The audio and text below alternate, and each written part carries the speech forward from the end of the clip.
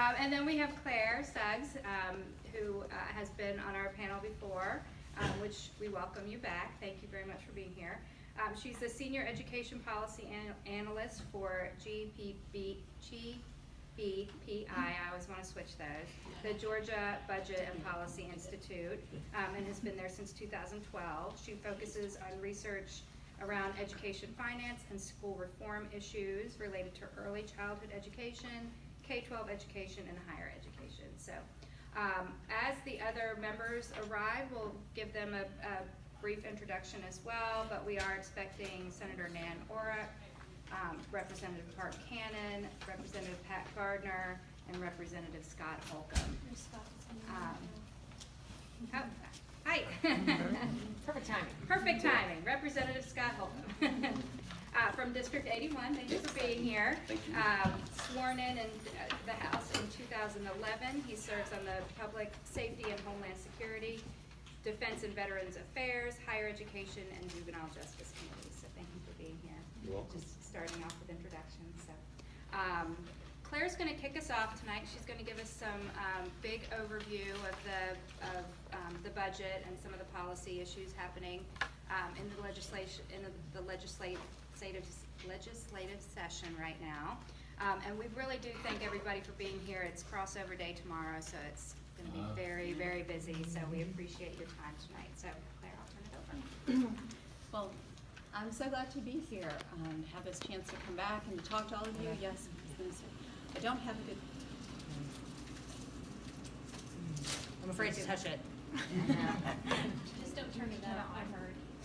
Yeah, there you go. Okay, I do not have a good teacher voice. When I do a lot of presentations with teachers, and I realize their voice just kind of echoes and bounces off walls. Mine doesn't. So, so thank you for the microphone. And yes, I am going to start by just providing an overview of the budget for K-12 schools. The budget is the one thing that the legislature has to do every year. Everything else they could actually just say no to. They don't, but they could. But the budget is the one thing that has to get done. And so I would just want to walk you through what the governor has proposed for the 2019 fiscal year. So that's the fiscal year that starts July 1. And kind of, in some ways, it's a pretty straightforward document. What's outlined for 2019, funding for K-12 schools is going to go up 3.7%, very precisely. And I have a handout. Some of you may have already picked it up. It's on the table over here that kind of walks through in more detail. Most of that increase goes to two things. One, student enrollment growth, which also includes just routine adjustments in teacher salaries, as well as increased funding for the teacher retirement system. There are a few other things. There's a new Principal Leadership Academy. It's going to be a statewide initiative, so there's funding for that. There's increased funding for dual enrollment for those of you who have high school students. That is to really keep pace with anticipated growth. That program is growing substantially. But really the money is going into two places. It's enrollment growth. We have more kids in Georgia's public schools than we have ever had. That's the big driver behind the increase, and then the teacher retirement system. So in some ways it looks pretty good and it looks pretty straightforward. But when you kind of step back and look at funding over the past few years and look at the larger fiscal landscape, it's not a particularly rosy picture. Districts still continue to face significant financial challenges. Districts across the state do. Certainly here in Metro Atlanta, and very much so in rural communities, where they still have kind of depressed property values. Their property values have not rebounded as they have here in Metro Atlanta. So for the current school year, just to kind of walk you through some of the big challenges that confront school districts. In our current school year, we have an austerity cut in state funding of $167 million. That means that the General Assembly is sending districts $167 million less than the K-12 funding formula says districts are supposed to get this year. The same cut is in place next year. It will be $167 million again next year. That will be the 17th consecutive year that the General Assembly has not provided the full amount of funding called for in our K-12 formula, the 17th consecutive year. And that doesn't take into account the fact that we're also shortchanging our student transportation formula. The current school year, we are shorting our student transportation formula $177 million. And this is a cost that has really, over the last 20 years, become shifted, or has really shifted to districts. Districts are covering 85% of the cost of getting kids to and from school safely. And if we were using up-to-date numbers on student enrollment, that would actually be higher. So that is a huge financial challenge for districts. The very first thing, if you're going to educate a kid, you have to get that child to school. If the child is in school, is not in school, well, they're not going to be learning. So that is a non-optional expense for districts. They have to cover it. So that's covered primarily with local dollars, and those are dollars that they can then not invest in the classroom, because it has to be spent on transportation. That also does not take into account the fact that the state has cut funding dramatically for bus replacement. Across the state, there are almost 3,700 school buses in daily use, moving kids every day that are 15 years or older. They don't meet current safety standards. I mean, they met safety standards when they were purchased, but they don't meet them today. The state has cut funding dramatically. This again then becomes a cost that districts have to try to cover to the best degree that they can with local funds. And looking ahead to the 19 budget, there is no money in the budget for bus replacement, zero. So, I mean, these are just kind of some of the costs. They don't capture the headlines, but they have a significant financial impact on districts and what they are able to do in the classroom, or in many cases, what they are not able to do in the classroom, because they're using their local funds to try to shore up the gaps created in the loss of state funding. And just kind of one kind of big picture, this is another item that doesn't get a lot of attention, but is a real challenge for districts, and that was the elimination of state funding for health insurance for non-teaching staff. So it's bus drivers, custodians, administrative assistants. For many years, that was a cost that the state shared with school districts, and in 2012, the state stopped funding its portion of health insurance for those workers. So districts statewide are now spending $430 million more annually to make sure that these workers have health insurance. I mean, that has been a huge, huge expense in their budgets that they are struggling to cover.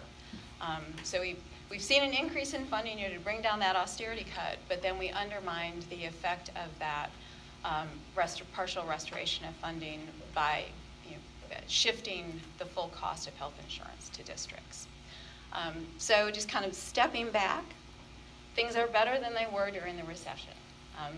That austerity cut used to be $1 billion. It's $167 million. So that is an improvement. But districts are still really strained. Whether that's here in APS or any of the districts in Metro Atlanta, and certainly our rural districts are really challenged. And we surveyed superintendents this past summer, including Atlanta Public Schools and Fulton County, and we heard the same needs over and over and over again. They want to bring down class sizes. They want to increase teacher salary. They want to, bump up their school counselors, expand intervention services, and they just don't have the resources to do the array of things that they would like to do. So that's kind of the bleak overview of where we are with funding. That's our job at GBPI. We come out and we rain on everyone. Right. That's kind of where we are. I mean, that's that is the budget. That's the challenges, or those are the challenges that districts face. And that want to talk about three other bills that we find particularly troubling because they could shift public funds to private schools. And just given how stretched those public dollars are, any diversion of public dollars to private schools is troubling right now. The first bill that I want to bring to your attention is House Bill 217. That is a bill that would increase the cap, the annual limit on the what I call a NEO voucher. It's the tax credit student scholarship program. Currently, The annual limit to that is $58 million. As I said, that bill was introduced last year. The House was seeking an increase to $100 million. The Senate countered with 65. They ran out of time, frankly, last year on day 40 to work out the negotiation. Well, Tippins also, isn't that the one that he got up and implored us to vote no, or was that another one? That was another one. Okay, well, Yeah, so we have like one these senator bills, holding his finger in the these dam. bills come Yeah. every year. And yes, Senator Tippins, who is the chair of the Senate Education and Youth Committee, really has been the one holding the line on these programs. But it's in conference right now. So they are trying to work out some sort of compromise. We've heard it's $85 million, we've heard it's $100 million. But that will most likely come out within the next few, well, it has to come out by March 29th. But we anticipate that there will be an increase in that program. And that's a one-to-one tax credit. So if you donate, if you are a married couple and you donate $2,500 to the program, that is deducted from your state income tax. So that is money that would otherwise be going into the general fund and could be used to, for public schools, for a variety. We could have a need-based aid program for our higher ed kids. But that money is being diverted to this voucher program, tax credit voucher program. So that's the first bill. The second bill is House Bill 664. And this is a bill, some of you, I have a 529 plan for my kids, perhaps others of you do, but this is a bill that reflects changes in federal tax law. That was part of the tax reform bill that passed at the federal level in December. And what that change in federal law did is that now, instead of just using the 529 plans to save for college, now you can use those plans to pay for your private school tuition. So you can take those funds, you put them into the 529 account, it is tax-free, and then you can take them immediately out and pay for tuition in a K-12 school. And those disbursements are also tax-free. Right now, the annual, in Georgia, the annual contribution per student is $2,000. This bill increases it to $4,000 per student. The bill has passed the House and is now in the Senate. And again, this is just another way of subsidizing private school tuition. Could I ask a clarification? You just said that it's at 2,000. Are you just talking about the deductible amount, that it can increase to 4,000? Yes, the amount that you can contribute to a 529 plan each year. It's 14,000. No, 4,000. It is currently 2,000, which you can contribute for your child. And That's wrong. You can contribute up to $14,000. but the tax, yes, the tax. So what you're talking about, which actually passed last year, I thought, was, because I just read when I was doing my taxes, that you can, as long as you can contribute up to $4,000 is a deductible line item on your Georgia taxes. So that's already in law, according to what I read and sent to my CPA. But it used to be 2,000. That it changed in 2016. So I'm not really sure what this bill that is 664. But Well, I mean, 664 takes it from 2,000 to 4,000. I can have that wrong. I just wanted to So- make sure we got clarity. You can't go to $14,000. You can contribute, but you can't get the deduction above. Right now, it's 2,000. I mean, It might be 2,000 for, it went from 2,000 to 4,000 for an individual, and for a couple, it went from 4 to 8. 4,000, right. Yeah, so we But actually just that's voted. what on the bill. 664 does. moved it from 4,000 to 8,000 for a For a couple. That's couple. what we actually just passed out of the House a couple of days ago. Yes. Not we, other But people did. yes, yes. Not me. It was passed out of the House. Yes, it was, yeah. It's Yeah. in the Senate now? So it's So- that they're voting right now so that an individual person on their individual tax return can deduct up to 4,000. Yes. Yes. Couples can Yes. deduct Up to 8,000. Currently, it's 2,000. Yes. For the rest of the. Yes, yes. So, sorry I wasn't clear on that, but. So there's that bill, 664, and the other is House Bill 482. And this is a bill that would create an education savings account program, and this would allow parents, if you have a child who has attended a public school for 1 year, or if there's certain other criteria, if you have a documented case of bullying, if your family income is below, I think it's 50%, or it's the median family income in Georgia. There are a couple of different categories. If your child has not attended school for a year in a Georgia public school, you will be able to take the money that your school district, your resident school district would get, and it would be deposited into an account, and you could use it to pay for private school tuition or for other educational services. And it would also allow you to roll over up to half of your that annual amount to save for college. So that is a bill right now. It has been passed by the House Ways and Means Committee. It is currently in rules. So we'll find out tomorrow if the House is going to vote on it and if it will move forward this session. What's the House bill number on that? That is House Bill 482. And again, just kind of going back to where we started, given the financial strain that districts are currently under, any diversion of funds right now is something to be concerned about. So those are the key bills we are watching. I'm going to turn it over to Elena. Is there anybody we should call? Do you guys know who the key people are for us to call if we want to kind of develop any I would say, obviously Brooks Coleman and Lindsay Tippins and. Well, it kind of depends on the bill. So House Bill 664 has been assigned to Senate Finance. And the chair of that is Senator Huffstetler. He is also on the conference committee for House Bill 217. And 482 is sitting in rules. So I'm not sure if it would be worth trying to engage. And I don't know if either of you have any insight on engaging members of the Rules Committee. On rules, you want to call either the Speaker's office or Chairman John Meadows. So those are the key touch points.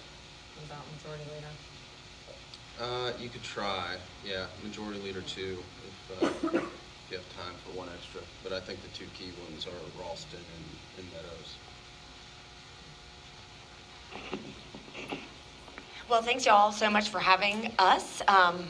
We are all really excited to get to come talk to you about education this year in Georgia, and I see so many friends and friendly faces, so I'm really excited to be here. So following up on Claire's dire news, I just want to touch on a couple other really bad things. To really get us all in the mood, we should just disband to a bar. No, just kidding. Okay, so we also have this tax bill that was totally greased up and was like shooting through the legislature until Delta tangled with the NRA, which has now put like a little bit of a block on it. We'll see how that all works out. But the thing that I wanted to mention about this tax bill is it's a response to the federal tax bill that they passed in Washington that was actually contributing a windfall to Georgia coffers.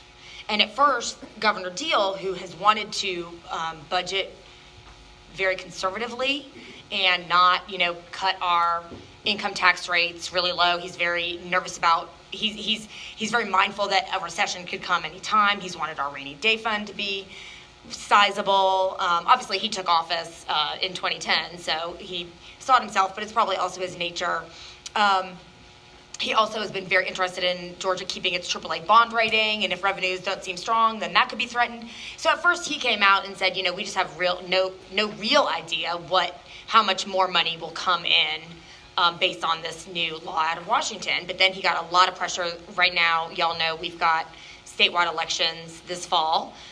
Governor is on the ballot, lieutenant governor, all of the offices, but the open ones are Secretary of State, lieutenant governor, governor, one on the Public Service Commission, so it's just a big election year and everyone's behavior really disintegrates during election year. So, but anyway, I'm not exactly sure what caused Governor Deal to cave, but he decided to cave, and the real problem about returning this money before we really know how much additional money Georgia was going to get, but the real problem is that they've tacked a number of other tax cuts onto the bill. So they were going to go ahead and cut income tax rates 2 different times over, I think, the next 5 years, and that was going to, over the next 2 years, and that was going to kick another $300 million, is that right, hole in the budget? So we would. 100 every year. Yeah, 100 million every year additional. So that's all coming. As I said, it's on like sort of a temporary holdup on the Delta thing, whether or not their fuel tax will still be included in that. But that will definitely pass. And, you know, I definitely understand the impulse to not have Georgia taxpayers paying a whole lot more extra money. On the other hand, I'm worried about the fact that it goes beyond that to create a big revenue shortfall from where we are right now, and I'm worried that, you know, we just have, in addition to education, I could in 10 seconds list you like 16 other really dire urgent things that we just don't do, we don't fund. We're talking about trying to do regional transit. I'm not sure where the money's going to come from, and every time we might get a little extra money, we not only give it back, but also cut everybody's taxes further. And then the problem also, from my perspective, is say the state does seek around for ways to make up those shortfalls. What they then do is they'll come up with various fees and other things like that, and those can be a little bit more problematic because they, for one, are, you know, more aggressive than income taxes. So another thing I wanted to actually get Claire's opinion on, but mention to you guys, is that over the decades, Georgia has also significantly cut the amount of dollars from the state level that we contribute to higher education. And that's one of the main factors that's caused college tuition to rise. It's not the only factor, obviously, but that's another area where we have cut substantially from where we were several decades ago. What are the percentages? Do you know them off the top of your head? Not off the top of my Okay. head. But it's the same, and we have Formulas that fund both the university system and the technical college system, and just as we are funding our K-12, underfunding our K-12 formula, we are underfunding both of those formulas.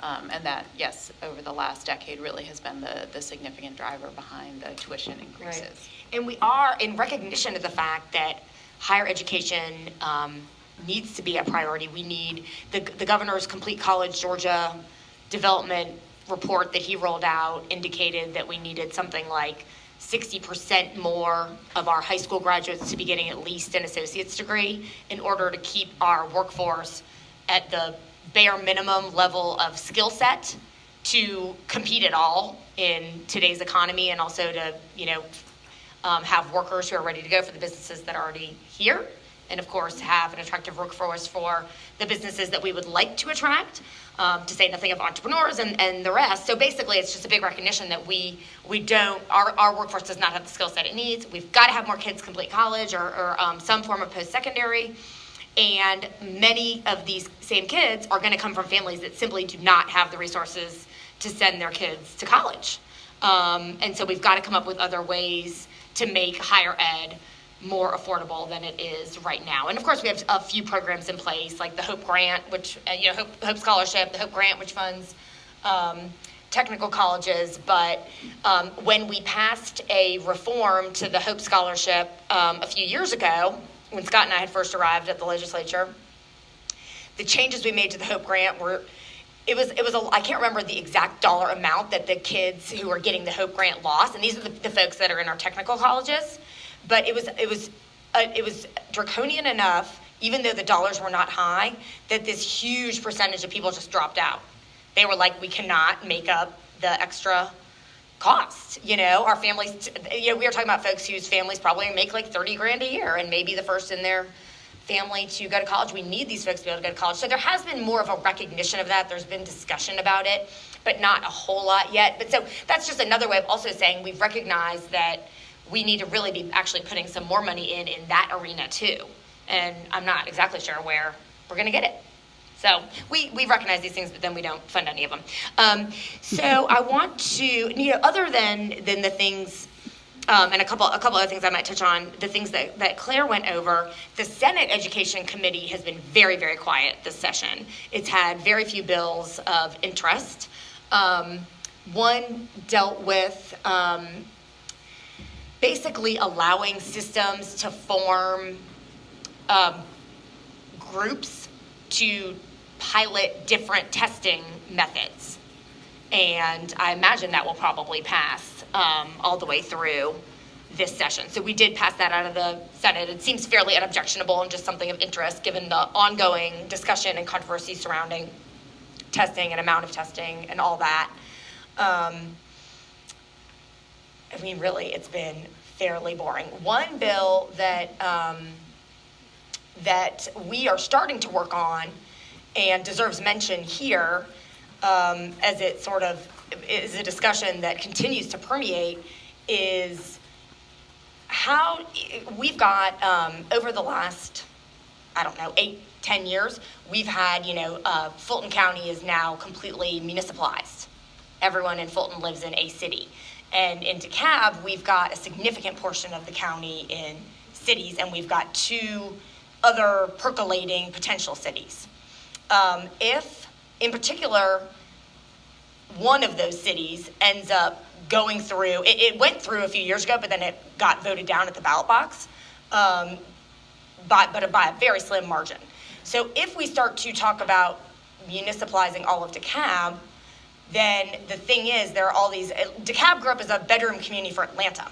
So there are all these areas like Druid Hills and Claremont Heights and all these other neighborhoods around Decatur that would not have any interest in, that I represent, that would not have any interest in going to some new city. And moreover, it really wouldn't make any sense for them. So what that gets you into is annexations, and especially with Atlanta's inability to grow anywhere except for east into DeKalb, now with South Fulton being formed. We have a situation where our DeKalb schools feel very under, and Marshall can speak to this, of course, very under threat and destabilized. And so it's an issue from the perspective that Atlanta as a district, for me anyway, because I represent Decatur, Atlanta, and DeKalb. And it is an issue to me, of my 3 systems, DeKalb certainly is the least wealthy.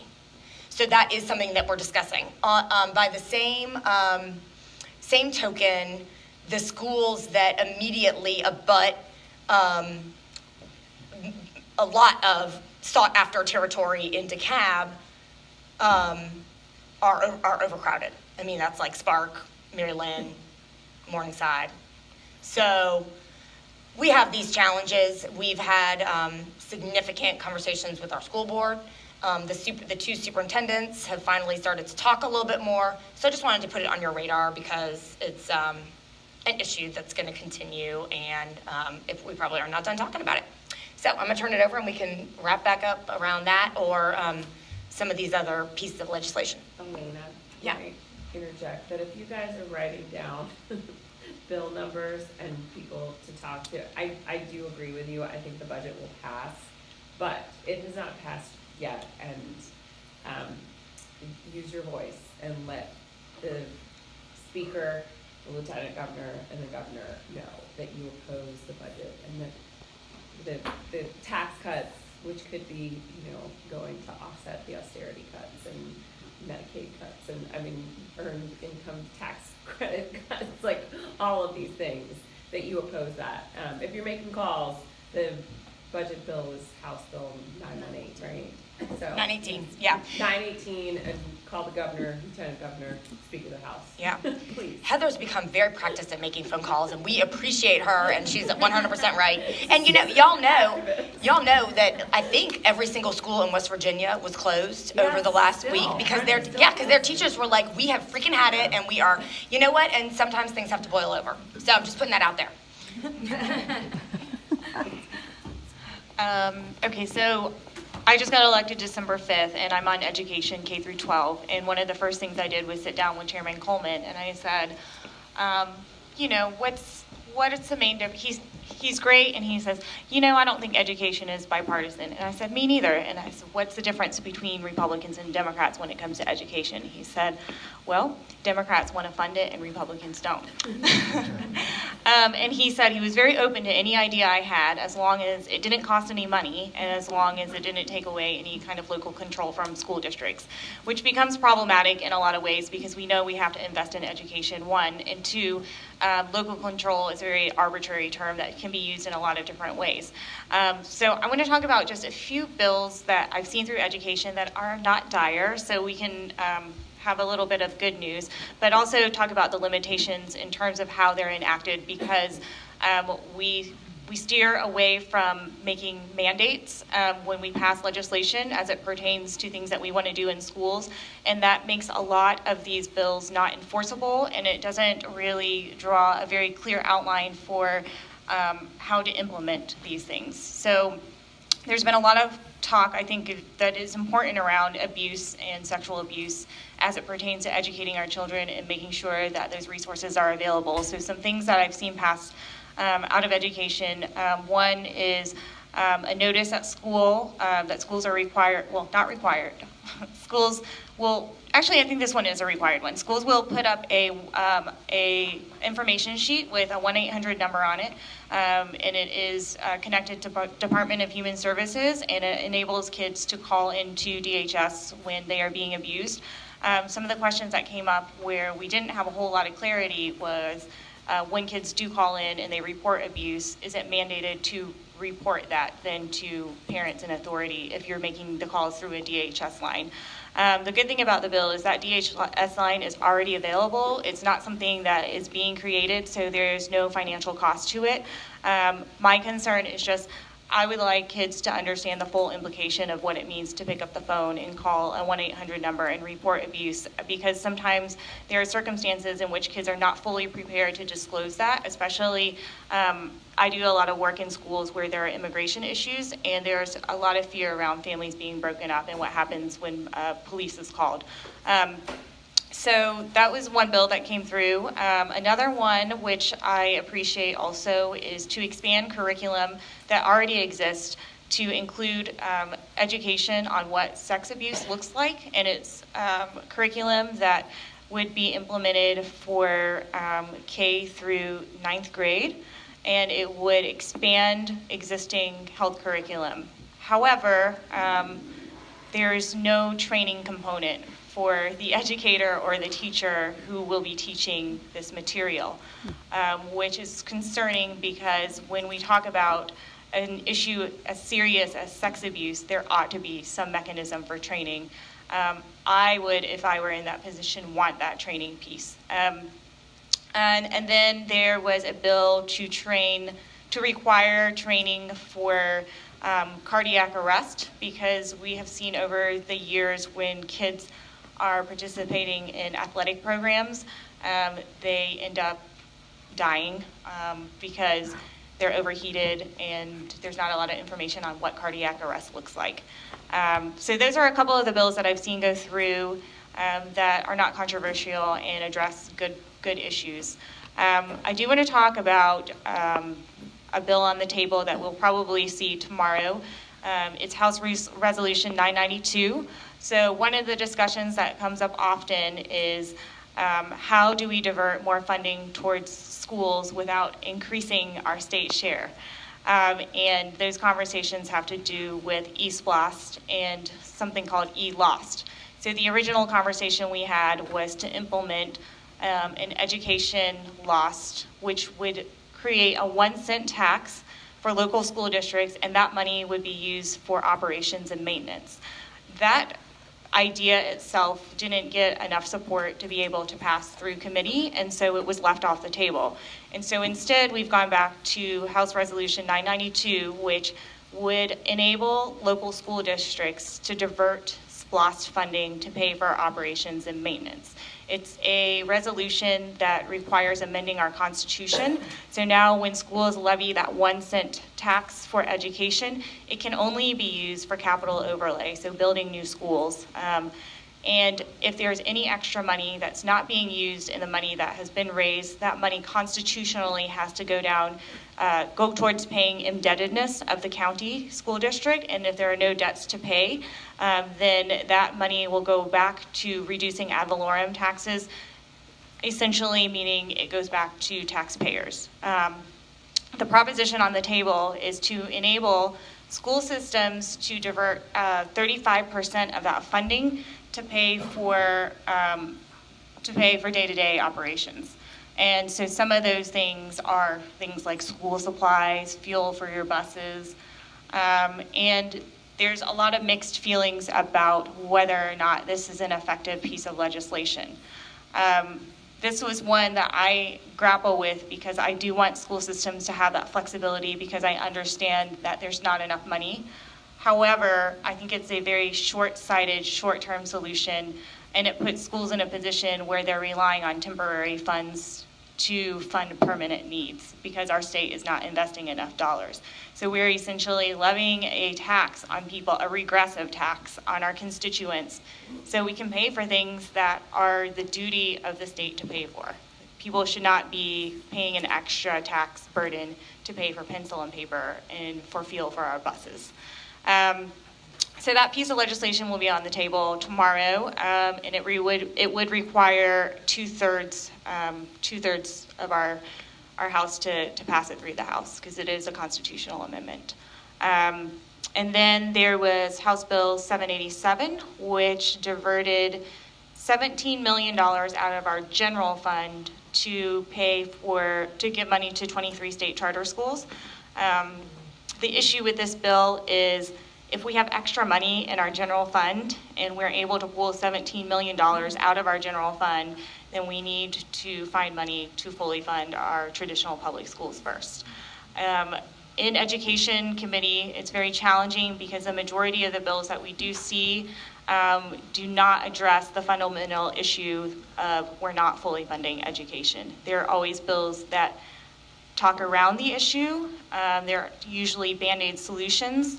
And as somebody on the minority party and Education Committee, it's really my job to continually remind people that we're not fulfilling our duties, our constitutional duty, to fully fund our traditional public schools. And then there's a bill on the table that hasn't made it very far, but I do think that it is important to bring up. But there's this bill on the table to end the cost of living adjustment for educators, which I think is a travesty, especially if we are giving tax cuts to big corporations. There is no excuse for taking away a cost of a living adjustment for educators who have retired from the system. And I am going to pass it on to Representative Holcomb. Cool, thank you. If you or as lucky as we are and get to sit in the chamber when our folks from DC come down to visit with us, almost every single one, be they in the Senate or in the House, say something along the lines of, oh my, I sure wish that I was here because you all know how to do it. You have a balanced budget and you get things done.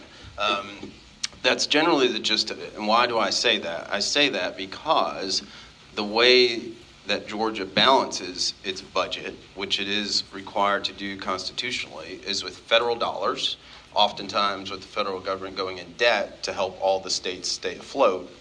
And then, as you heard from Claire and others, we do these gamesmanship tricks where we minimize our own obligations and push those elsewhere. So we cut the amount that we support our state university systems, which then results in what? Higher tuition increases. We reduce the amount that we send to school districts around the state, which then forces those communities, many of which are suffering from lower property values, to then find ways to make up the difference. So while it's true that ultimately we have a balanced budget, there are definitely some gamesmanship and tricks that go along with it. The undercurrent that you've heard from all of this is, of course, the role of money, which we all know is very important. And I think what I'll do just very quickly is give you kind of high level my perspective of education to complement the discussion that you've had, and then go through a couple of bills. Similar to Senator Parent and Representative Wynn, I have not seen a very high focus on education this year. I serve on the Higher Education Committee, and I think we've only met twice, maybe 3 times, and at least one of those meetings we didn't vote on any bills. We just listened to people. So there really hasn't been a lot of activity or focus this year. To echo Senator Parent's point, this is an election year, and there is a major concern. I'm not going to assume everybody's political ideology. All of us happen to be in the minority party. But this is, I think, a generally factual statement that the majority party is very concerned about November. And so what they are doing, and the big push in terms of the tax bill, was they very desperately wanted to have something that they could go back to their voters with to say that we are reducing taxes overall. Whether or not that is a smart policy choice is really secondary. They want to have something that they can go to their voters with and say, look, for the first time in 60 years or whatever it is that we have some type of tax reduction. So what does that mean? I'm not terribly optimistic in terms of too many more bills moving for the rest of the year because of the gamesmanship within the building. And I took a quick look at one of the voucher bills that Claire mentioned, the House Bill, I think 217, that's in conference right now. What's interesting about that is the Senate sponsor is Michael Williams. He is running for governor. So a question would be if Casey Cagle, the lieutenant governor who's also running for governor, will want this necessarily to move and to pass now, because then Michael Williams will be able to champion this, or if he will kill it. So that will be interesting to see how that plays out. John Person. In the Senate. He's the Senate sponsor, according to the bill. For, Hearing it. Okay. yeah. So John is on the House, so on the Senate side. You always have a House sponsor and then a Senate side sponsor. In terms of specific issues, and we were given a little bit of a list before the meeting, for those that haven't been covered, House Bill 273 is still in play, and that has to do with setting aside time for exercise, which I think most of us would agree would be good. Generally speaking, we have obesity issues. It is in the Senate, and my sense is there is a desire to move the bill. I think people think generally it's a good idea in terms of policy. But again, the politics always comes through. The primary sponsor of that is Representative Demetrius Douglas, who is a member of the minority party. There are pretty considerable issues between the parties this year, and it's unclear how many, if any, Democratic bills will move. So that may or may not make it through, even though there is a general understanding that it would make sense in terms of policy going forward. 482, which was mentioned before, which can be summarized as a voucher bill. If you want to call or email, and for both, y'all probably know this, but for the governor and lieutenant governor, if you just Google governor contact, Governor Deal contact, or Lieutenant Governor Cagle contact, they have web pages where you can just instantly provide feedback and information, and it requires you to put down like your address and stuff like that, and you can just quickly send 1 or 2 lines. You do not have to write lengthy things. You can just quickly say, I oppose these bills, and if you go the phone route, it'll just be a staffer that'll pick up, and you can be as quick as 482 is bad or 482 is no good, and then leave the message, and they will get it. And they do, even though for all of you that you are not their direct constituents, they do pay attention to just on a macro level what is happening in terms of where the state is, and if they get a bunch of calls, particularly if they get calls from around the state, then they start getting concerned about how these issues may play during the election down the road. So it is worth doing it. Don't think that that time is wasted. It is worth doing. The bills may still move, but they will make an impression on the decision makers, and you never know. Sometimes they work out and you can keep things from moving forward to the floor. So don't just assume that efforts like that don't make a difference and are not worthwhile. 928, House Bill 928 is heading to the floor, I hope. This bill would extend the time period for the Hope Scholarship from 7 to 15 years.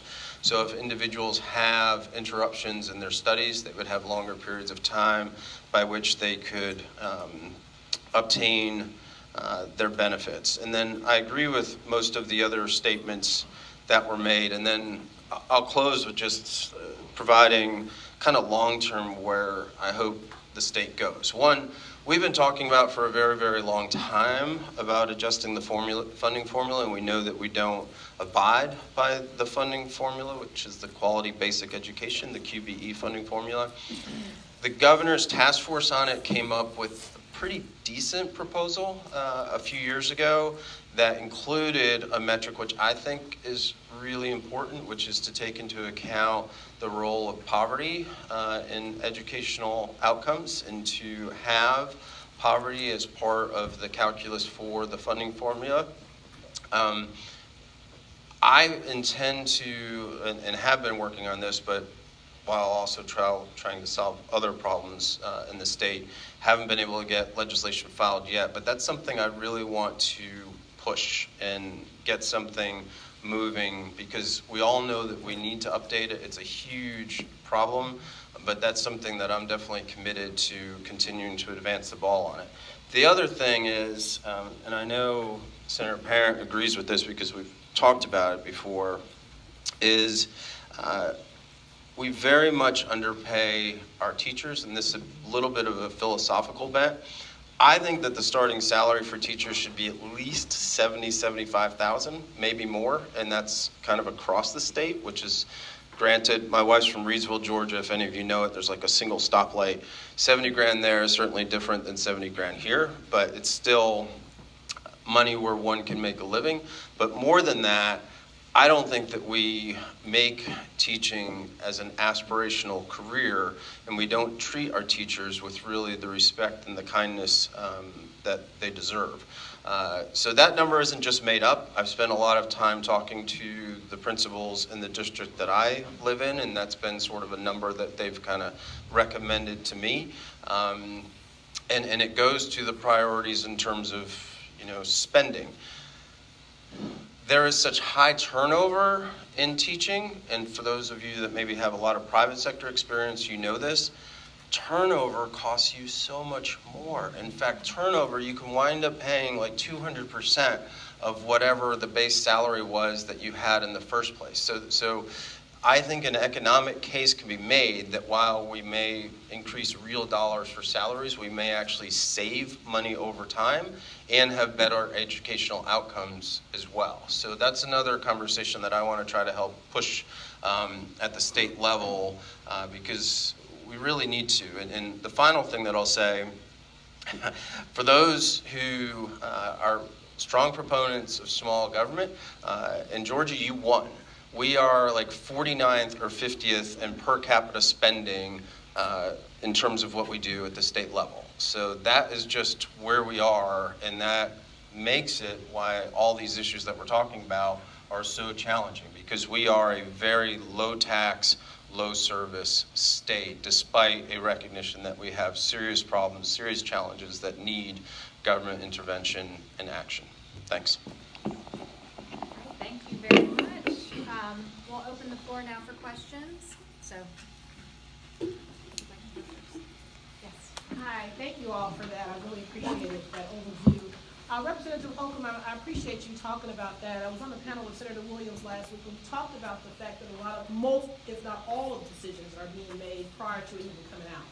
And so I was going to ask you all, how can we leverage our voices to be able to provide or insist or encourage more transparency as it relates to these types of things? How can we do it aside from making phone calls? What else can we do? Because it feels like we can't win, and so it helps to divert people from the interest of it, which is a huge, it's related to how people are involved because they don't feel like it makes a difference. And so is there anything else, or are there any other strategies that we can use to be able to leverage our voices? I don't know if the others have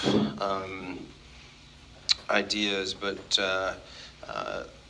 politicians do respond to, or elected officials, public servants, whatever word you want to use, they do respond to the feedback that they receive, both positively and negatively. And so making sure that there is some mechanism for that feedback to be delivered is really important, because in the absence of that feedback, they will assume that everybody feels and thinks the same way that they do.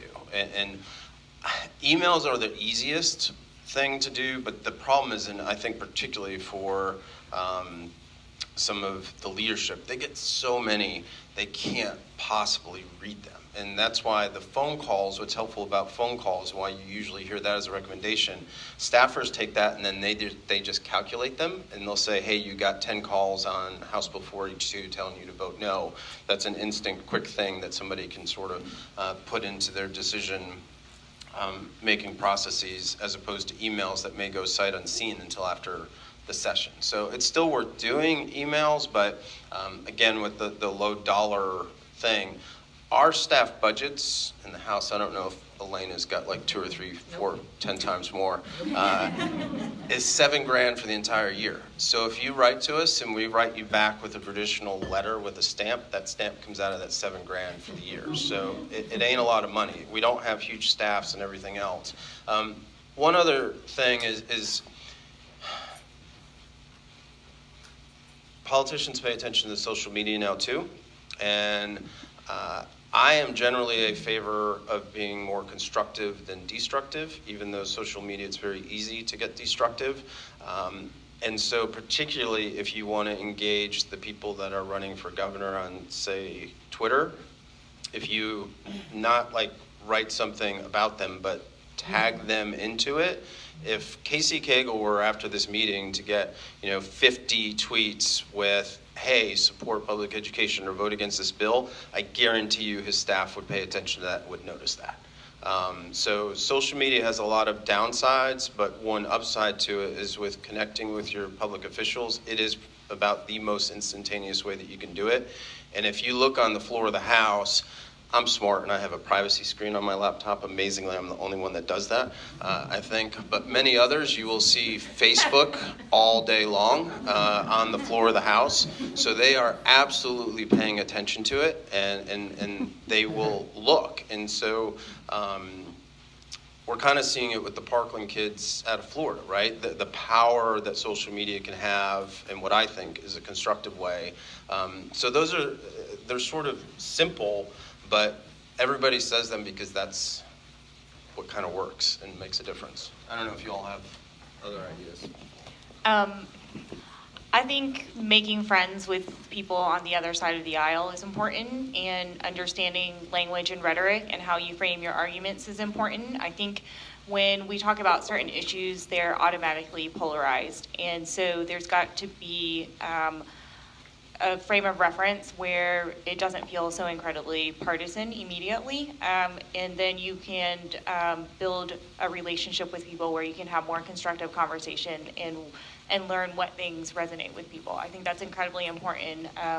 When my constituents call me on issues, the majority of the time we feel the same way, and I always tell them, okay, this is actually who you need to talk to, who you need to make calls to, and this is the language that you need to use. Do not say that, because you automatically close off a conversation with somebody. I sit next, my seatmate drinks from a Trump mug every day, and we started talking about gun safety measures, and he has daughters and he loves his guns, and I said, look, I know that I may appear to be very progressive, but my father's a Republican, and I grew up with a gun in my household. And he goes, oh, really? And so he then wanted to talk to me more about it. So I think that there's always that point of relatability and point of connection that we have to make with people who don't think the same way as we do.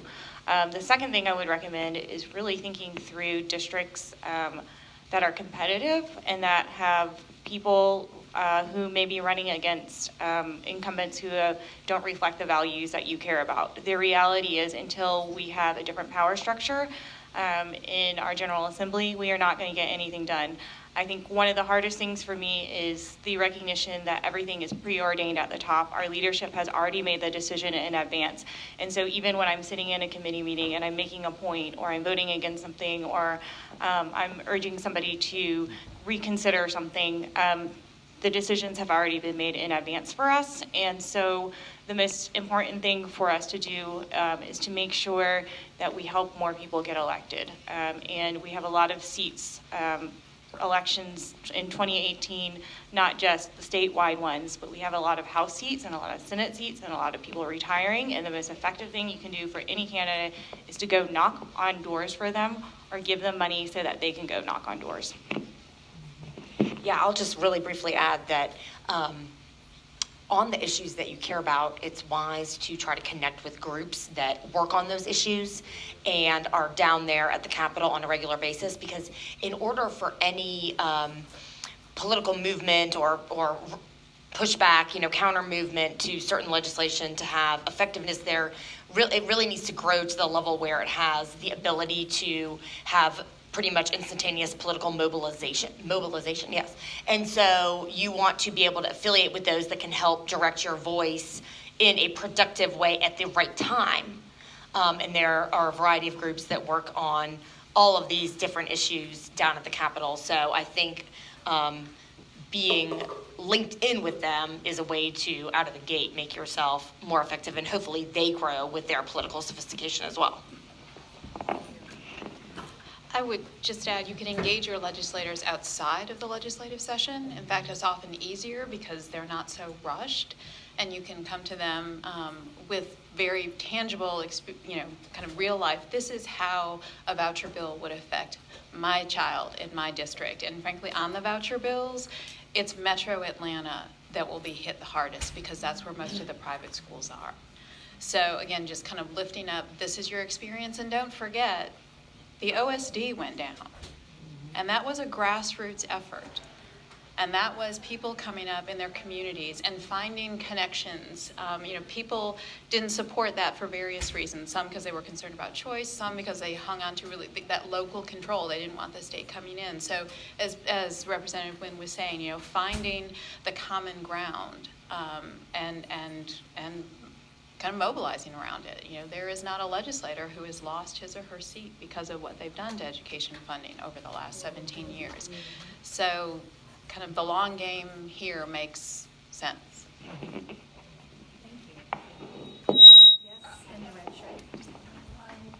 I wanted to know, are you seeing school district representatives, including the local schools, down at the State House talking to the especially the majority party representatives and senators to educate them about what the effects are of the bills? I don't hear, I'm not aware of any mobilization efforts with parents. I don't hear much. And I think it's pretty weak. I'm going to be honest. I don't see many superintendents at the Capitol very often at all. The big districts may have lobbyists, but they are contract lobbyists that lobby on other things. There hasn't really been a big sustained effort in any sense. What Claire said is exactly right. No one's ever lost their seat over education funding. There you go. That tells you everything.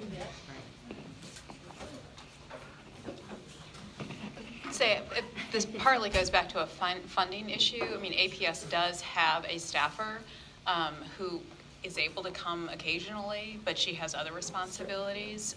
Fulton County has someone who's a legislative liaison. He has other duties in the district. The only one that I know of who has a dedicated, actually there are two, Cobb just this year, and Gwinnett. And they have a lot of sway because they have invested in building relationships with legislators. And that is absolutely critical, to have those, and that happens again outside of session. So they're there, but these small districts, they don't have the money to have someone off-site for 40 days of legislative session. Jason? I just want to respond specifically to Atlanta Public Schools. We have legislative liaisons. Kenneth Wood Jackson and Byron Ermis are our legislative liaisons. Our superintendent also has really good relationships with legislators on the other side as well.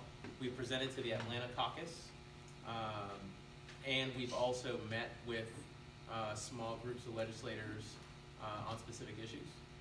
So we've done that in the past. We've done APS Day at the Capitol, and I know Shauna was there last year and is one of the advocates for that, having that day. But we, as a school system, we do have a presence at the Capitol. Now, if you're talking about school systems across the state, I agree with Senator Parent, it is incredibly weak. But APS as a school system, we're constantly having to battle legislation that directly affects APS. For example, the Fulton County tax bill, senior tax exemption bills. Those happen every year, and they don't happen, those bills aren't proposed affecting other school districts. Those are specifically aimed at Atlanta Public Schools. So as a school system, we have to have a presence, and it's a all-in effort with the legislative liaisons. Matt Westmoreland was a legislative liaison a couple of years ago, so he knows how much time we put in. But it's a lot of effort by our city school system, just because it feels like we're constantly under attack. So we have to be on the defensive and be present. Is there an APS day this year? I don't know. I can find out. Well, thank you, Jason. I've talked to you about this over the years, and I've talked to other board members, and now CINS is here. I mean, there's a lot of talented people in the CINS district, and mobilizing parents and using education advocacy to expand your reach and our voices, because we elect board members and representatives, and then kind of people step back, but just sort of engaging parents, and even I've suggested this a number of times, standing committees, special committees, a committee about these silly, the credits, a committee on this, whatever. I just think that we're wasting opportunity to engage the community. It's hard to find out the information, and there's a lot of information coming out all the time that's just sort of hard to piece through it all. But having that kind of big picture leadership to say, okay, this is what's happening, coming up this session, and any parents want to know more or whatever, just. We had a great reception last week that actually started from leaders in this organization, CINS, as well as Shauna and Leslie and me, actually, many years ago. But it really has morphed into something very significant this year, the annual APS legislative reception, where we had legislators, and the group that put it on this year did a really good job of doing just exactly that. And we had elected officials at the school board, city, and state level, all there to talk in small groups and then in the group of the whole about what was going on and how we can impact that. And so I just want to give a shout out to Shauna and her team for putting that together, because it's been a very significant learning experience for a lot of people for a lot of years. Thank you. And yes, CINS tries to share that information, and of course we try to do this every year so that we can get the information out. And of course, if you'd like to head up a committee on CINS, we would love to have you. So I would like to welcome Representative Park Cannon. Thank you for being here. We're going to continue with questions, but then at the end I'll give you a few minutes to say hi and say a few things. And I saw, I think, yes, back in the back. Thanks. I'd just like to lift up to the groups, the organization Tragic, that you're, I'm sure, familiar with. We're hearing rumors that the healthcare costs may go up for the educators statewide. And I've never been able to wrap my head personally as a retired teacher around our healthcare state plan. I understand it's self-funded, and therefore we've had 10 years of austerity cuts in the healthcare plan that are astronomical to me, but I can understand them. And this is the smartest group I've seen in years together talking about education. You folks are fantastic, and I'm so proud of my neighborhood for living here 49 years in Virginia Highlands and Midtown and seeing all this happening. But can you guys explain to me the austerity cuts going into the state health plan and perhaps predict the future for the tragic teachers out there, organized as a tragic organization, not but, you know, a few years ago, the teachers with families were going bankrupt paying co-pays. I'm just throwing that out. Is there anyone putting numbers together there? Elena was just explaining this to me earlier today.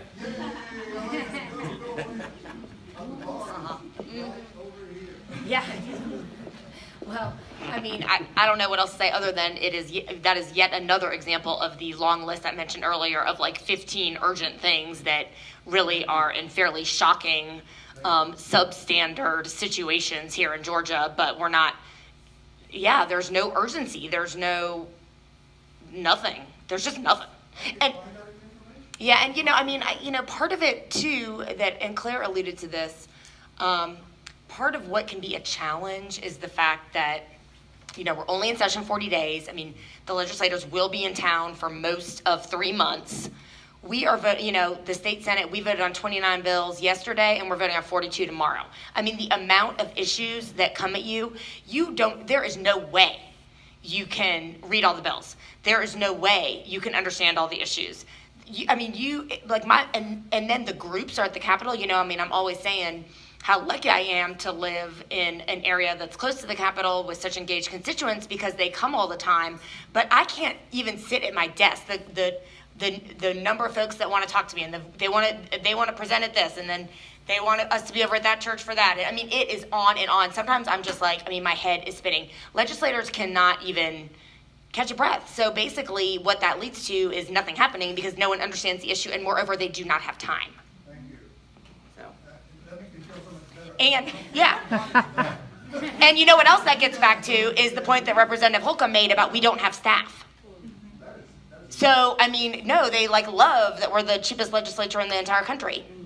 And what that means is that your legislators are basically ineffective and they're following the lead of lobbyists or the leadership, and those that hire the most expensive lobbyists to push for their tax break are the ones that get their way. That's how the whole thing is set up. I could go into more detail that sounded less horrible, but that's sort of the, 30,000 foot view. Work on it for us. I'm just going to follow something up what you said, because I think one of the problems it highlights is that there's a very fragmented pushback on a lot of these issues. And that's on us, I think, as school board members across these districts, that when Atlanta sends its lobbyists, and we send our lobbyists, and Cobb sends its lobbyists, and Gwinnett sends its lobbyists, and they're not necessarily all talking to one another. And we're not really fully appreciating that a lot of these things that are directed to the disadvantage are really the metro systems, the larger systems of the state, the way the power balance is in the legislature, we're all collectively at a disadvantage. And I don't know that we've had really a good strategy for pushing back and making our collective voices known. Obviously, we have issues between districts at times, but a lot of these larger issues really cut across districts. And I think it takes people in the community, quite frankly, over here on our side of the cab, pushing all of us to work in a more collaborative fashion to articulate what these things are that really pose a real threat across these districts, and then using that leverage to really get people's attention. I look at OSD, which was defeated, but I know that 2/3 of the legislature went with it. We weren't coordinated in the legislature pushing back. It took a grassroots effort out in the public to defeat it. That's a little disturbing because the bar to even get it on to a vote is much higher than normal legislation. So I think that to me suggests a failing, but also an opportunity for us to work more closely on aligning where our interests are aligned, which I think are more likely to be the case than not. Before I take some more questions, I want to give our Representative Gannon a chance to say hello. Thank you for joining us. You serve on the Code Revision, Human Relations and Aging, Insurance, and Small Business Development Committees. I do. So y'all, thank you so much for staying here and being engaged in this important issue around education. Of course, I think you've probably spoken a lot about education and maybe segued into some other issues. So I will just continue to segue into other issues, but want to tell you about the district I represent. It includes Midtown, Downtown, and Southwest Atlanta. There is only one Atlanta public school in my district, but there are others that are really on the border, and I continue to stay engaged with them. That one school is Grady High School. We hosted a town hall there last night. Some of y'all were in attendance, so thank you again. Some of the other schools that we try to stay really close with are obviously our middle and elementary schools, so Perkerson and Sylvan, as well as Gideon's and Hope Hill. And, you know, in thinking about the different challenges that those schools have, whereas Grady has, you know, a number of successes in academic performance, when you think about the fact that Hope Hill Elementary School has the second highest population of homeless students in the state, and additionally that it is serving a lot of the families who live in Section 8 housing right up the street, there's a myriad of ways that parents do connect with me, and so I just want to make sure that you do know that although I don't serve on an education committee, either higher ed or regular ed, please do continue to let me know about the issues that, you know, matter to you. And I do read as many of the education bills as I can. My seatmate, Brenda Lopez, serves on the education committee, so we're always really talking on education issues. But as it relates to some of the other issues that I think we do have some conversations going on in the state that are really great, and I think we're all moving in from other stuff. We just had an affordable housing subcommittee town hall at Hollis Innovation Academy on the west side with about 50 folks there, so coming straight from there. But on the issue of affordable housing, which I do think that we actually will have some leverage to move on, our City of Atlanta delegation has a subcommittee on affordable housing. We've had about 5 meetings now. Tonight makes 6. And we'll have another one next month on the 13th, trying to compile all the different ways that this general issue of affordable housing affects our constituents. It's not just property taxes and just what homeowners are experiencing. It's not just renters and the evictions that they're facing, which are astronomical in our district. It's not just the larger development landscape around mixed development and lack of affordable units, but it's really all of that. And so we're trying to be as innovative as we can. Right now, we have had some movement on property tax legislation, but there has been a real contention as it started off as a local piece of legislation, and because it did not involve Atlanta Public Schools' input or the City of Atlanta's input, and was really just a Band-Aid effort, our delegation has not supported it. It is now a general bill up to come off of the Rules Committee tomorrow. It might come to the floor, but technically, you know, this is the bill that people keep saying that people want to vote on whether or not property taxes should raise more than 3%. And so I would just ask that y'all, if you want, please do reach out to my office to learn a little bit more about how nuanced the issue is. It is not a standing in the way of a vote for constituents, my goodness. It is very much that we're trying to not just Band-Aid the issue. I, in my real world, work at a clinic and help people access HIV medication, also STD testing, help people transition genders, help people deal with pregnancies. And so I've been trying to work on health legislation over the past 3 years. We were able to pass legislation last year. So now all state departments of health have to give you information on how to save your life, whether or not you are living with HIV or not. It's a medication called PrEP or PEP. Pre-exposure prophylaxis or post-exposure prophylaxis. It had no fiscal impact on the state, and they implemented it last year. So this year we've come back with a fiscal piece to it, which ultimately says let's do a pilot program in some of the counties here in Georgia with the highest epidemics as it relates to opioid use and HIV. And because there has been, for whichever reasons you want to say, some political will by our counterparts on the issue of opioids. We are trying really hard to get the bill out of committee tomorrow. It's still in rules so that it can be voted on. As it relates to the other issue that I've really been intimately connected with, because I do live right at the intersection of where Peachtree and Pine meet, which was formerly a housing shelter for over 700 people, despite the fact that that was not necessarily legal. It was the largest homeless shelter in the Southeast. I mean, people were coming from states to get here, and there were a number of health issues going on there, so it is no longer under the operation of the Task Force for the Homeless. But, you know, people are still around in the neighborhood, so we have been asking the Department of Natural Resources and Georgia's emergency management agencies to provide specific plans to help those who are transient or homeless in inclement weather, and we've been having some good movement on that. I would love to, you know, give any time for Senator Orrock to speak. Our districts overlap, and let you know that I do have copies of the bills that I've been working on. It's about 5 pages. So if you'd like to have one, you are more than welcome to grab one from me. And thank you again for being here. Thank you.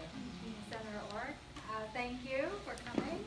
I will give you a few minutes to speak as well. And then I know everybody's 8:30, but I'd like to give Nan a little bit of time. Oh, don't worry about giving me a bunch of time at the end of the meeting. I just got here at the end of the meeting, so.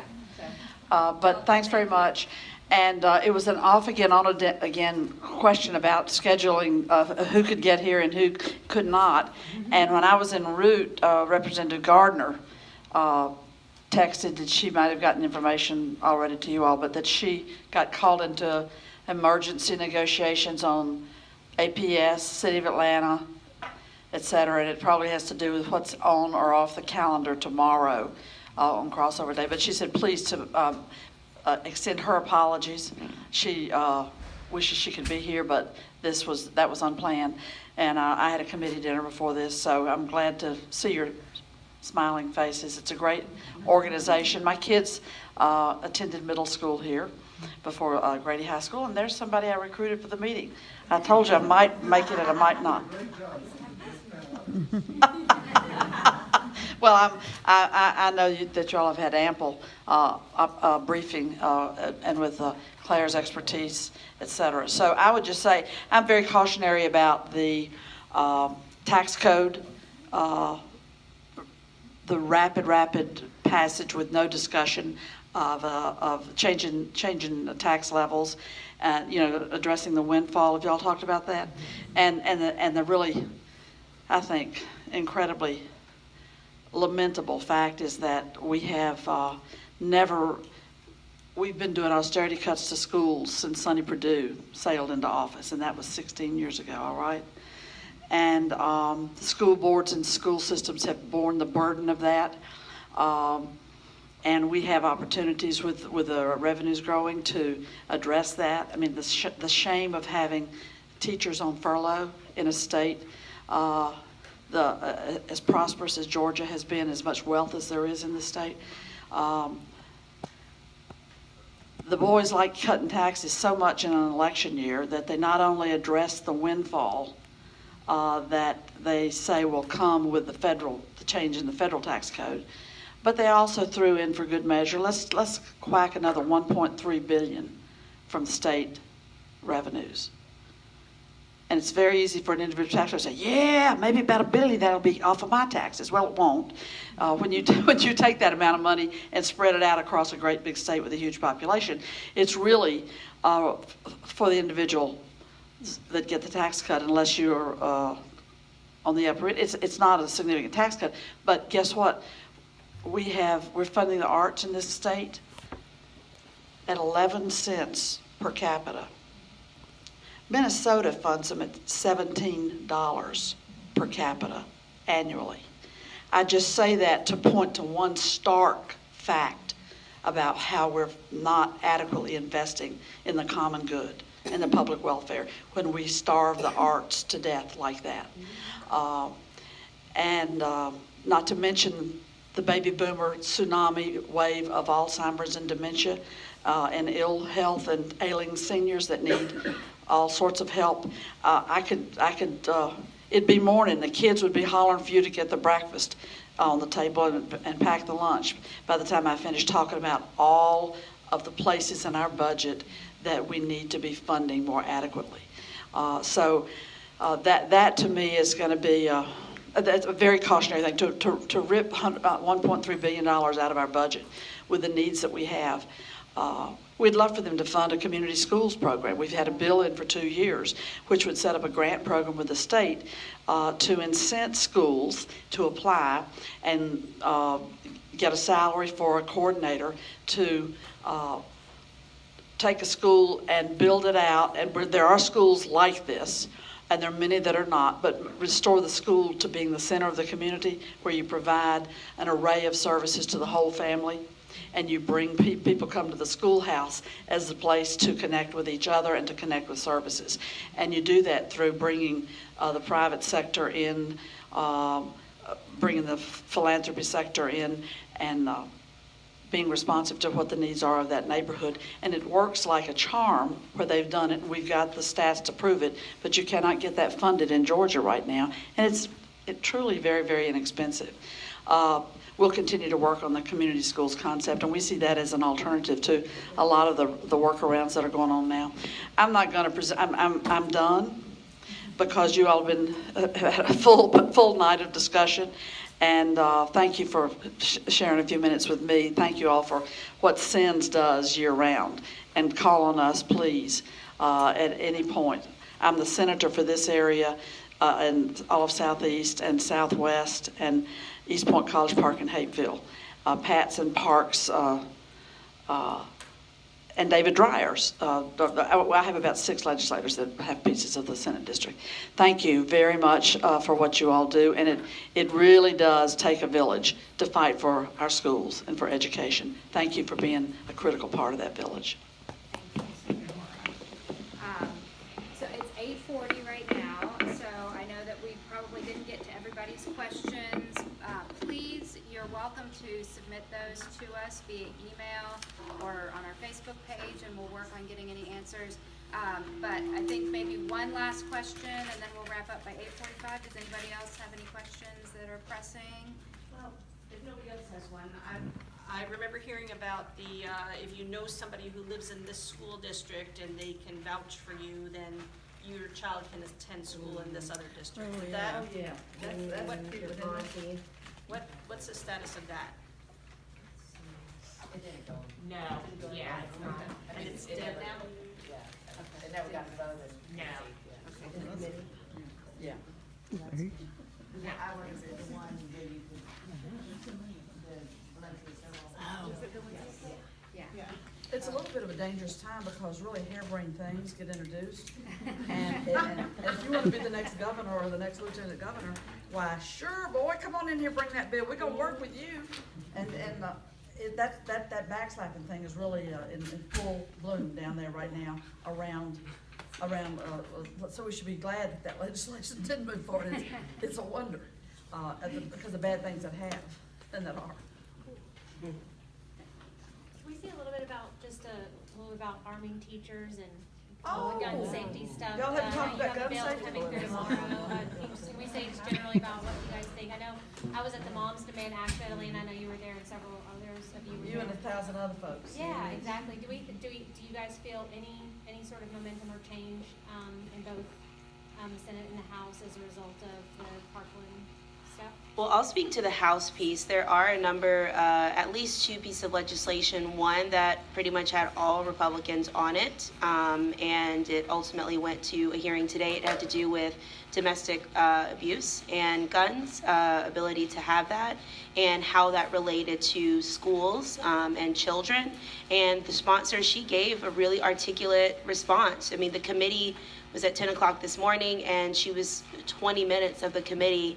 And I mean, the rhetoric just from the committee members was, well, now we've all heard what other people think, but we definitely think Second Amendment rights, we want to keep those. So I just wanted the committee to hear what the lady says and that she knows of what she speaks, but did not take a vote on it, which was very disheartening. Representative Nguyen and I have a piece of legislation that prohibits long guns in the public assemblies, and so that would include areas in schools. Of course, it has not gotten a hearing, but David Dreyer was adamant in getting that the day after Parkland took place. And so I'm really thankful for his leadership on the issue. I don't know if there's anything that Representative Wynn wanted to say, but I will say that people know that this is something that we should be working on. And I think that if someone wants to speak to what happened in the Senate and then on Twitter from the president of the Senate, that would be interesting as well. I've got a piece of legislation that I've worked on now for 3 years that would close the loophole that we had whereby folks who are actually prohibited under federal law from getting a weapon, those who have been involuntarily committed to a mental institution for being a danger to themselves or others, we purge all their names off the list after 5 years without any investigation. Georgia does that. We're the only state, yeah. Now, I'm hopeful it will pass this year because the Republicans have stolen it and introduced it themselves. And also, which is great, I'm like, I just want it to pass. And the GBI has gotten really heavily involved in more law enforcement folks. So that we have going on. There's the straw man bill. Did that go anywhere or no? So right now, it's not totally crystal clear under our law that if I know Claire is a convicted felon and she can't buy a gun and I buy it for her and I give it to her, apparently that's not illegal under Georgia law. There's a penalty for that in the governor's criminal justice. There is something about firearms in the criminal justice. We passed it out of the House, except for there's no measure to require that you have to actually do any legwork to verify whether or not somebody's a felon. So you can just say, I didn't know she was a felon. Are you a felon? No? Oh, okay. Right, So there's no background requirement or anything. Right, of course. And then as far as the arming the teachers, but these actually, before I get to that, at least the domestic violence bill and the straw man bill and the movement of Republicans recognizing this loophole with the the involuntary commitment issue, I would say at least those are little baby steps, and we don't have any big pro-gun measures this year. So that's good. And as far as the arming teachers, a lot of the superintendents came out with very well-reasoned statements that said, look, there's training to be a teacher, which is rigorous and is a full-time profession. And then there's training to be a law enforcement officer, which is rigorous and is a full-time profession. So it is not possible to be both a highly trained law enforcement officer with the capability of acting under pressure, having the training to hit your mark in active shooter situations, et cetera, and also being a good teacher. The two things, that can't really be combined. And Representative Holcomb said something on a panel the other morning that he and I were on that I think bears repeating in this topic. But it's like the NRA wish list because they want every single one of us to be packing heat right now because that's that much more money they made when all those guns got sold to all of us. But I don't think anyone thinks it's like practical or a good idea at all. And I love the hashtag arm me with, chalk, dry erase markers, all the teachers doing that. That is so great. It's like arm me with, paper and pencils. And so I thought your story from being in the military related to high pressure situations drove home the point, and they may want to hear it. One quick thing, for those of you who follow Georgia politics, the bill that Elena is talking about was the original Senate Bill 304, which she let me use to pass rape kit bill for the entire state to address that problem. So that history that she's been working on goes back. And so hopefully we'll get it through this year. I know this is being recorded, but I'm known for being candid and having a horrible mouth, and I'm going to do both of those right now. The bit about arming teachers, it's fucking nuts. So you can edit that how you need to. No need. But it should not happen. And the story that I told the other day was we know the reaction of the safety officer, and I am supportive of safety officers for schools. But while I was deployed, and I deployed 3 times in my past life, I was an Army officer, I saw some of the most highly trained soldiers who had gone through the most difficult training that America provides for our service members not be able to handle it. They just were not able to handle it. And of course, none of us know how we would react in those situations unless we're in those situations. And of course, we pray that we're never in those situations. And I don't even need to get into the absurdity of the jackass who said that he would have ran in there without a weapon. Run in. Thank you for correcting my language. So what do I think is going to happen? I am not optimistic in the short term at all, but I am very optimistic in the long term that we are going to see change. It needs to be matched with a sustained passion and investment of time and energy. It cannot be just a couple weeks and then this dies down. It needs to be sustained and long term.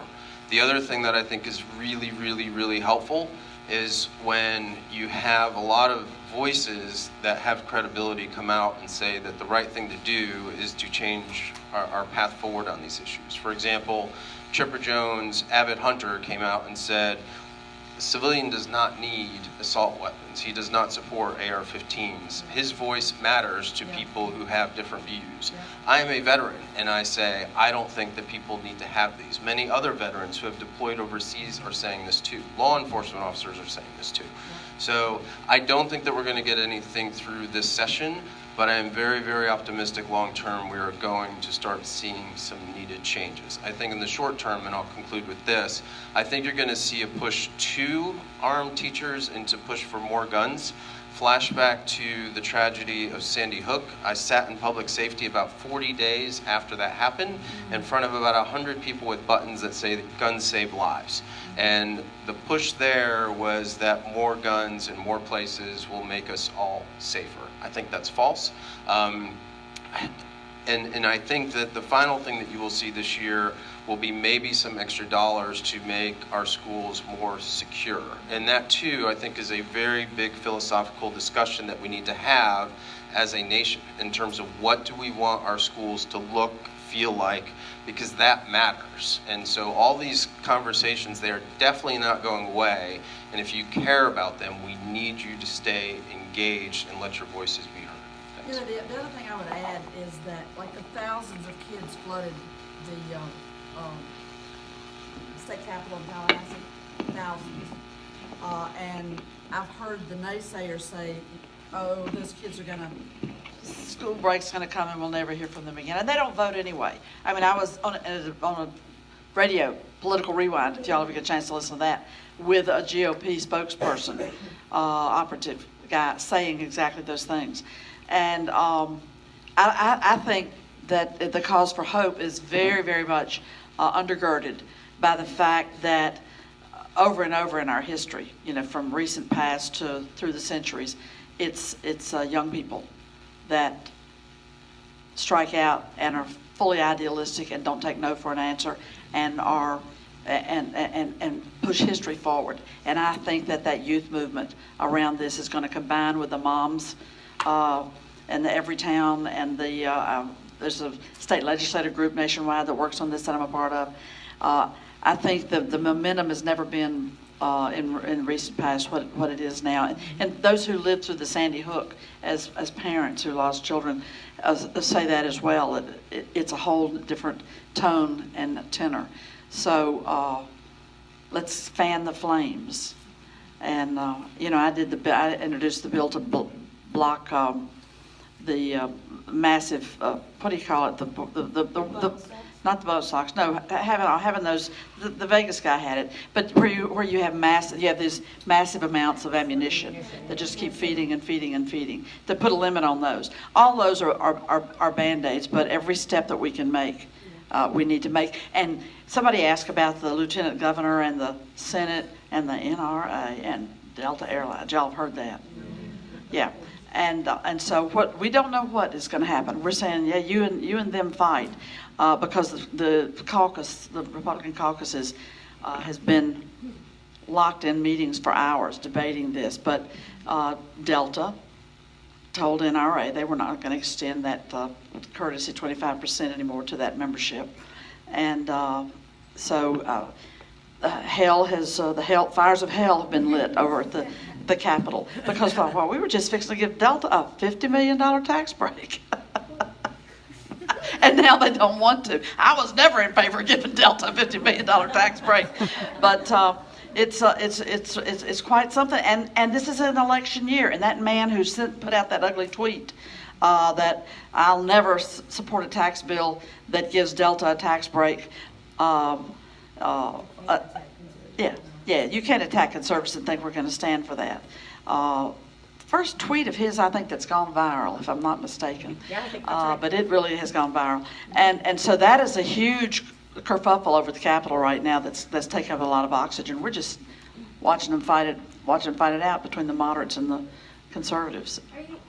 Is there any sense that commentary like that is detrimental to Georgia's ability to attract businesses that they might be wanting to attract? Do you hear that amongst people who are on the other side of the aisle? Like, hey, quiet down at all? Or They resist our admonition that you are running away business when you behave like this, because we've pushed it on the religious discrimination. We're going to run adoption agencies that won't refer to let gay parents adopt, etc. All of those, they're tone deaf to them, because the Republican primary, everybody has to run to the right, and they're all running to the right of Cagle, and he's running to the right as far as he can. And what sorry mess is going to come out of that primary is your bet. But I don't think the general voters.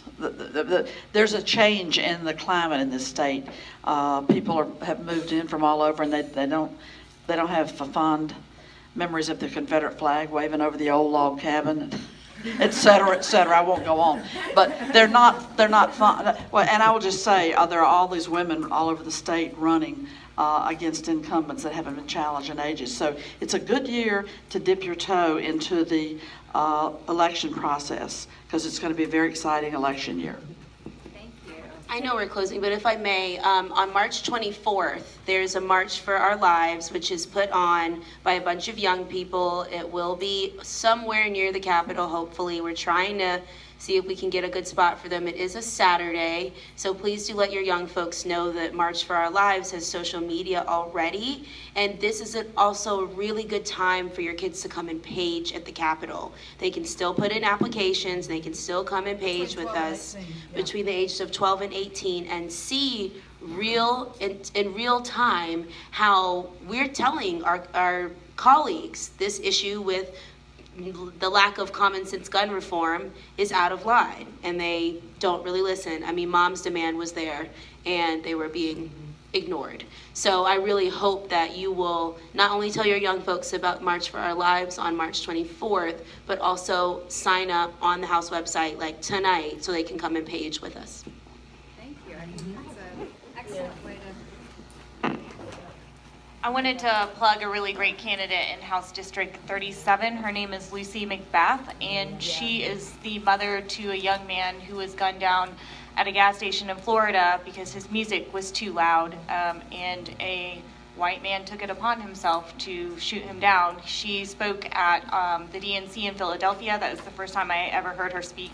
We're lucky enough to have her in Georgia. She is a leader with the Mom's Demand in every town for gun safety movement. She is running against a Republican in District 37. We need voices like hers at the Capitol. I also think this is an enormous opportunity for Black Lives Matter and Mom Demand Action to form a coalition, because we have a race problem in Georgia, and these movements are separate right now, and they ought to not be separate. So I think that we have a lot of opportunity to think about how we can build a stronger force for gun safety measures. Good point. Thank you. And again, thank you for hosting us, and thank you. We very much appreciate everybody coming out. If you do have additional questions, please submit them to us, and we'll get answers for you. Thank you. Yes.